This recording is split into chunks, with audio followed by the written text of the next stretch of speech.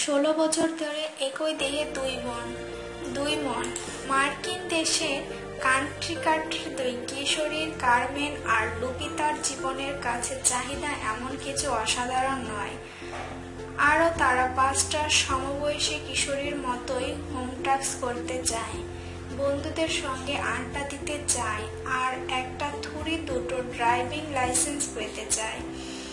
এমনিতে তাদের ভাবনা চিন্তা বা কাজকর্ম মোটেই তেমন ব্যতিক্রমী নয়। ব্যতিক্রমী তাদের শরীরে। কারমেন আর লুপিতা কনজয়েন্ট টুইন্স বা সংযুক্ত যমজ।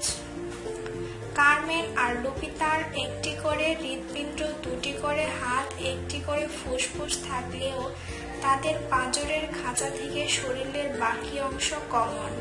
তাদের পাচনতন্ত্র এমনকি জননাঙ্গও কমন। 4 বছর বয়সে তারা হাঁটতে শেখে। তারপর থেকে 12 বছর তারা কদম কদম এগিয়েছে, বুঝতে শিখেছে জীবনের মানে। জন্মের পরে ডাক্তাররা তাদের আলাদা করতে চেয়েছিলেন, কিন্তু এতে বিপদের সম্ভাবনা ছিল বলে করা হয়ে ওঠেনি। 16 বছর পরে আবার চিকিৎসকরা নড়ে চড়ে বসেছেন কারমেন আর লুপিতার কেস নিয়ে।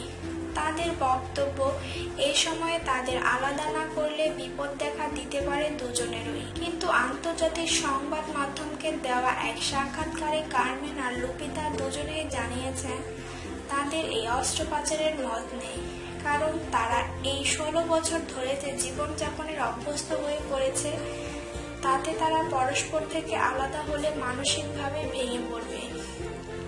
অস্ত্রোপচারের ভয় ছাড়াও আরেকটা ভয় কারমেন আর লুপিতার পরিবারকে তাড়া করছে। এই পরিবারটি মেক্সিকো থেকে আগত। প্রেসিডেন্ট ট্রাম্পের মেক্সিকান শরণার্থী সংক্রান্ত বিরোধিতা তাদের তাড়া করে বেড়াচ্ছে। যে কোনো দিন আমেরিকা ছেড়ে চলে যাওয়ার আদেশ আসতে পারে, এই ভেবে চিন্তিত কারমেন আর লুপিতা। আন্দ্রাদের পরিবার আমেরিকা ছাড়লে সেখানে চিকিৎসা পরিষেবা থেকে বঞ্চিত হবে কারমেন ও লুপিতা। সেই বিপদের দিনে কি হবে ভেবে শঙ্কিত তাদের পরিজন।